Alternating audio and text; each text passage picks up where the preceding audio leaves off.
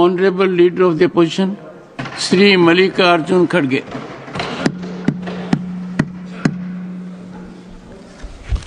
धन्यवाद सर, मुझे आपने विशेष मौका दिया, इसीलिए मैं आपका धन्यवाद करता हूं। और मेरी ये किस्मत अच्छी है कि सुनने के लिए गृह मंत्री भी यहाँ है, लेकिन गुफ्तगू कर रहे हैं, उसमें मैं डिस्टर्ब नहीं करना चाहता हूं कि आपके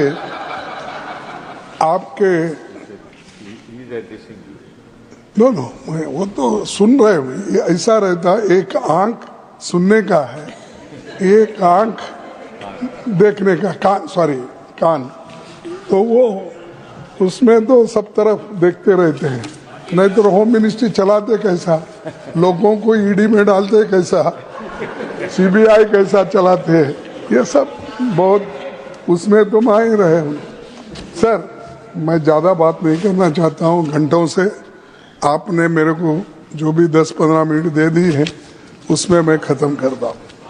सर, ये वक्फ बोर्ड अमेंडमेंट बिल जो है, इसके बारे में सारे देश में एक ऐसा माहौल बना है कि माइनॉरिटीज़ को तंग करने के लिए ये बिल लाया गया है। और ऐसा कोई बहुत से बदलाव अगर 95 के एक्ट से होते थे, 1995 के एक्ट से, तो हम मान लेते थे। जो वहाँ है इसमें डाल दिए, और जो नहीं डालना चाहिए ऐसे चीजें डाल दिए। मेरे पास तो कंपैरेटिव स्टेटमेंट है, अगर मैं बोलते कहूँ इस पर तो वक्त बहुत लगेगा।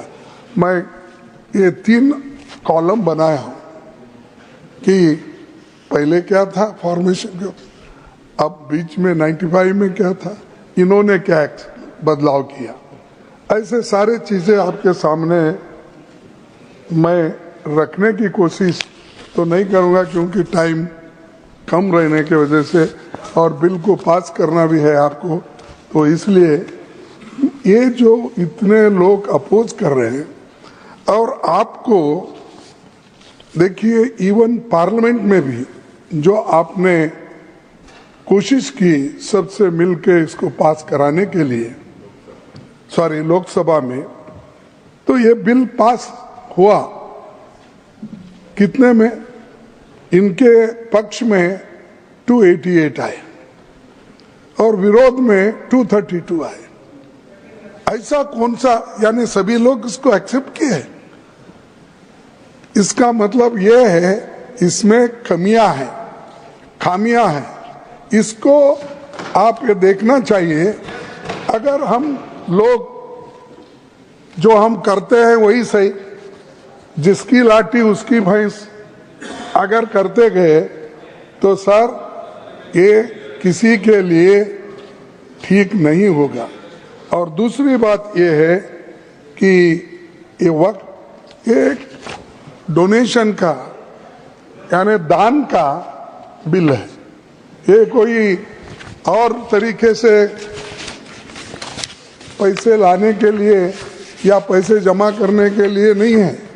ये जो दान देता है या कोई इसको डोनेट करता है, वो मुसलमान हो सकता है, क्रिश्चियन हो सकता है, हिंदू हो सकता है, सिख हो सकता है, लेकिन ये सारी चीजें ध्यान में रख के आप करने के बजाय इसको आपने अलग तरीके से इसको देखकर जो माइनॉरिटीज के हकूक है उस हकूक को छीनने की कोशिश एक तरफ किए हैं, और दूसरी तरफ अभी कई वक्ताओं ने उधर से जो भी बोलते हैं पसमिंदा उनको और महिलाओं को ठीक करने के लिए, भाई ठीक है, लेकिन मैं आपका ये क्वेश्चन का आपने आंसर दिया है, यानी आपके डिपार्टमेंट माइनॉरिटीज के डिपार्टमेंट को आपने कितने पैसे अलॉटमेंट किया माइनॉरिटीज के लिए और कितना खर्च किया, और ये इसके आधार पर अगर मैं कहूं और रखूं आपके पास, आपको भी ताजुब होगा।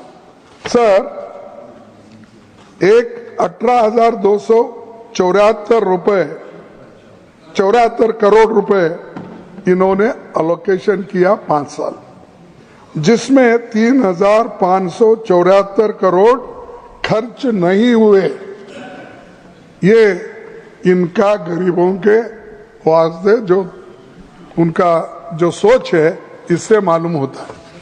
और उसमें और भी बजट कम करते करते करते गए। 1920 में 4,700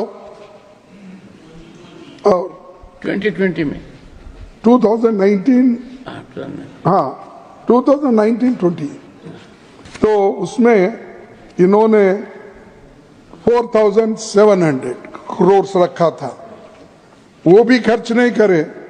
194 करोड़ उसमें बाकी रखे। 2021 में 4,005 तो उसमें भी फिर अनस्पेंट मनी 6 करोड़। 21-22 में 4,346 में 21 करोड़ बाकी अनस्पेंट। 22-23 में 2,612 फिर 1,775 अनस्पेंट। फिर 23-24 में 2,608 और अनस्पेंट 1,576। टोटल 18,274 में 3,574 अनस्पेंट मनी।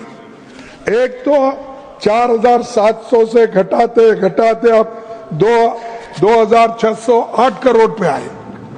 क्या यही है आपका? माइनॉरिटी के साथ, गरीबों के साथ हम भलाई करेंगे? क्या भलाई? एक तरफ बजट काट रहे हो, दूसरे तरफ 250 बजट को आप खर्च नहीं कर रहे। तो ये दर्शाता है कि आप माइनॉरिटी इकोनॉमिकली डेवलपमेंट करने के लिए या उनको एजुकेशन या हर तरीके के सहूलत देने के लिए आप तैयार नहीं हैं, इससे ये मालूम होता है। और उनके जो 5 ये आपने पहले बजट में बताया था, तो 5 उनके स्कीम को बंद कर दिए।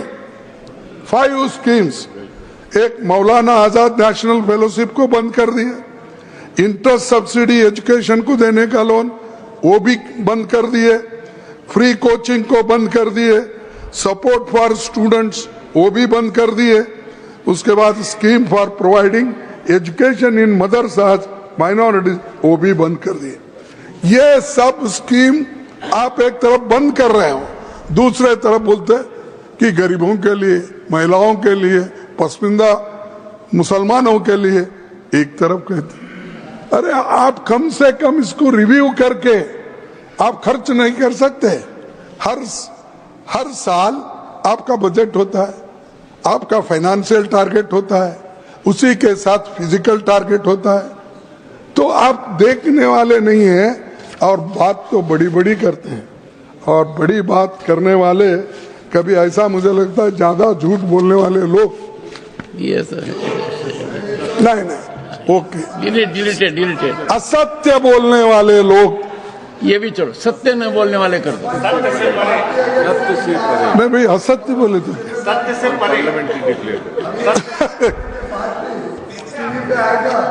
तो वही बात हो जाएगी जहाँ से आज का दिन शुरू हुआ था। माननीय पीयूष गोयल जी, घनश्याम तिवारी जी के अध्यक्षता में जो इथिक्स कमेटी है वो इसको एग्जामिन कर रही है। कोई रास्ता निकालना पड़ेगा, पॉलिटिकल पार्टीज को भी सोचना पड़ेगा। उनके कोई सदस्य का आचरण ऐसा हो जाए तो कैसे काउंसलिंग की जाए, क्या नतीजा निकले। माननीय leader of the opposition. Sir देखिए, 1995 एक्ट को इन्होंने सर्वसम्मति से उसको स्वीकार किया। आज वही लोग कहते हैं कि वो ठीक नहीं है, हम नया कानून बना रहे हैं वो गरीबों के लिए, माइनॉरिटीज के लिए। तो उसके बाद में उनके जो भी लीडर्स है मैं नाम पढ़ सकता हूं, लेकिन जरूरत नहीं, क्योंकि इसके पहले हमारे नासिर साहब ने बताया पार्लियामेंट में कौन सपोर्ट करे, राज्यसभा में कौन सपोर्ट करे, इनके लोग प्रेजेंट थे, आपने स्वीकार किया, रिकॉर्ड में है। फिर भी आप फिर उसको ये कहना चाहते हैं कि हमने नया लाया। नया कुछ नहीं है इसमें, एक्सेप्ट जो आपने लोगों को तबाह करने के लिए जो क्लॉजेस डाल दिए हैं वो आपने किया है। अब देखिए, सर्वे commissioner and additional commissioner appointed to conduct the preliminary survey of work properties. आपने क्या कहा? Replace the survey commissioner with the government officer above the rank of collector. यानी कलेक्टर के हाथ में दिए। तो इलेक्टेड डेमोक्रेसी में तो इलेक्टेड मेंबर्स ठीक है ना सर? तो इलेक्टेड मेंबर्स को निकाल के वो ऑल मुस्लिम्स इलेक्टेड मेंबर रहते, अब ऑल नॉमिनेटेड, यानी सत्ता अपने हाथ में लेने के लिए ये बात आप कर रहे हैं, ये बात कर रहे हैं। तो इसीलिए ये इनका इंटेंशन ठीक नहीं है, इरादा ठीक नहीं है। ये ऐसा ही अब वक्फ बोर्ड के प्रॉपर्टीज को जमा करके इसका एक लैंड बैंक बना के क्या किस बड़े ने बिजनेसमैन को देते, कॉर्पोरेट को देते, मुझे मालूम नहीं, क्योंकि अभी बाहर नहीं आया। अब गवर्नमेंट का ही बेच रहे हैं, ऑल पब्लिक सेक्टर्स बेच रहे हैं। अब ये तो छोड़िए, मुफ्त में मिला तो सबको खिलाएंगे बफे सिस्टम के जैसा, जो पहले आएगा वो खा लेगा। तो अदानी, अंबानी ऐसे लोगों को खिलाएंगे। तो सर ऐसा ही अब किरण रिजिजू ने बफे सिस्टम रखा है, तो वहां पर जो पहले जाएगा वही अच्छा खाना खाएगा, लास्ट में अगर हम पहुंचेंगे कुछ भी नहीं रहेगा। ये ऐसा ही है इनका। तो ये अरे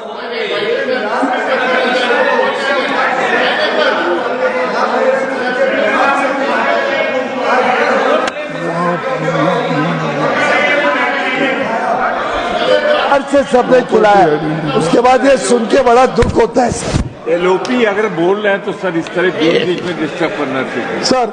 और एक सब गवर्नमेंट पहले की प्रोविजन जो था, government property identified as Waqf remains Waqf, ये था सर। अब क्या कर दिए हैं, government property identified as Waqf will no longer be considered Waqf. The district collector will determine ownership in case of uncertainty and update revenue records who reports to the state. ये कैसा करेगा साहब कलेक्टर, क्योंकि वो रेवेन्यू, ऑल रेवेन्यू लैंड्स उनके हाथ में रहते हैं, और वही अगर वहां पर बैठे इस पे न्याय करने के लिए, नेचुरली कलेक्टर अपने फेवर में करेगा, ना कि वक्फ बोर्ड के फेवर में करेगा। तो इसीलिए इसको देखना चाहिए, जो जजमेंट देने वाला है और वो खुद ही पार्टी है। ये सारी चीजें इसमें है। और दूसरी बात, पहले एमपीज, फॉर्मर जजेस and eminent persons appointed to the central Waqf council must be Muslim. अब क्या किया आप, एमपीज, फॉर्मर जजेस and eminent persons appointed to the central Waqf council need not be Muslims and 2 members must be non Muslim. क्यों non Muslims को इसमें ला रहे हैं? क्या नहीं साहब, मैं पूछता हूं, तिरुपति में जो वहां पर ट्रस्ट है उसमें आप किसी मुस्लिम को डालते हैं? या राम मंदिर का ट्रस्ट है, क्या उसमें किसी मुस्लिम को डालते हैं? मुस्लिम तो छोड़ो, मैं हिंदू हूं, मेरे जैसे दलित समाज के लोगों को भी उस ट्रस्टी में नहीं रखते हैं आप। किसी भी इतने मंदिर इतने ये है, किसी में भी शेड्यूल कास्ट लोगों के लिए नहीं।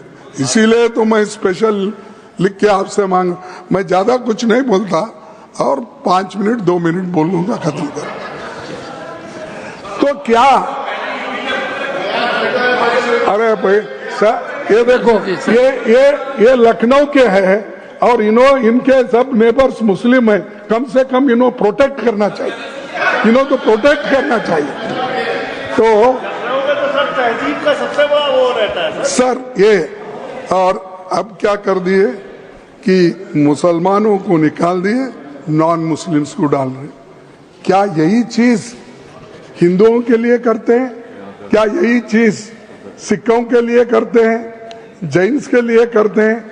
ये बुद्धिस्ट में आज वो डिवाइड कर दिए।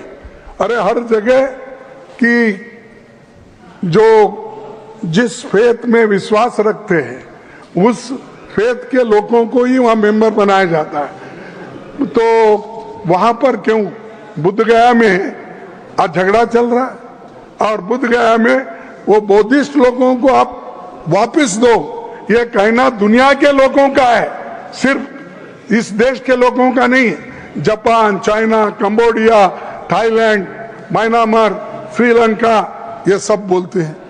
तो वहां पर आप न्याय नहीं देते, सब दूसरे तरफ आप घुस रहे हो हर चीज में, और मुसलमानों को तंग करने के लिए हर चीज में आप हाथ डाल रहे हैं। और तीसरी चीज मैं आपसे कहना चाहता हूं, ये वुमन एटलीस्ट 2 पहले ही थे, अब आपने कौन सी ऐसी बहादुरी की या कौन सा ऐसा किया कि इसमें महिलाओं को हम 2 डालें? लेकिन वो भी क्या है, actual number of non Muslim members could be significantly higher, potentially even forming the majority. तो ये चीजें जो कर रहे हैं ये अच्छी नहीं है, इससे झगड़ा नहीं, इसमें देश में झगड़ा होता है, ये झगड़े की आप बीज डाल रहे हैं। अगर आप दबाने की कोशिश करो मुसलमानों को, ये नहीं होता साहब। आप मिट्टी में उनको दबाने की कोशिश करेंगे तो कभी वो बीज है, थैंक यू मिट्टी से फिर उठते हैं, थैंक यू सर, फिर ग्रो होते हैं, फिर आपको ही ये सुलझाना पड़ता है। और मैं अपने होम मिनिस्टर से अपील करूंगा कि आप इसको विड्रॉ कर लिए, आप प्रेस्टीज इश्यू मत बनाओ। अगर गलतियां हैं तो सुधारने में क्या है, अगर ठीक नहीं है तो सही करने में क्या है। हमने इस देश का कानून बहुत दफा, इस देश का संविधान में अमेंडमेंट लाए हैं बहुत से, तो ये करना, विड्रॉ करना ठीक है।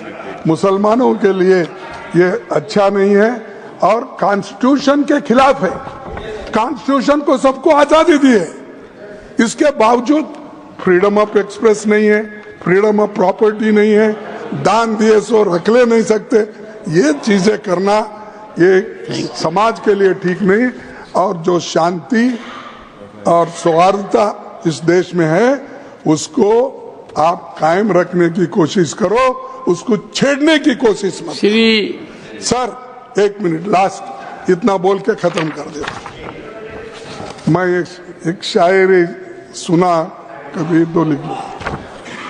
नजर नहीं है नजारों की बात करते हैं, नजर नहीं है नजरों की बात करते हैं। हाँ, नजर नहीं है नजारों की बात करते हैं, जमी पे चांद सितारों की बात करते हैं। वो हाथ जोड़कर बस्ती को लूटने वाले, वो हाथ जोड़कर बस्ती को लूटने वाले भरी सभा में सुधारों की बात करते हैं। श्री संजय कुमार बड़ा झा। हसीन है सर, पूरा बोल। अच्छा पूरा नहीं गया, हाँ, बड़ा ये शेर पूरा होने दो। वो हाथ जोड़कर बस्ती को लूटने वाले भरी सभा में सुधारों की बात करते हैं। बड़ा हसीन है उनकी जुबान की जादू, लगा के आग बाहरों की बात करते हैं। और मिली कमान तो अटकी नजर खजाने पे जमीन पे लगी। मिली कमान तो अटकी नजर खजाने पर, नदी सुखा के किनारों की बात करते हैं, नदी सुखा कर किनारों की बात करते हैं, वही गरीब बनाते हैं आम लोगों को, वही नसीब के मारों की बात करते हैं। तो इसलिए कहता हूँ श्री कम से कम अब तो संजय कुमार झा, अब नहीं, अब तो शाह साहब सुनने के बाद तो कम से कम वापिस लो, कोशिश करो। श्री संजय कुमार झा। माननीय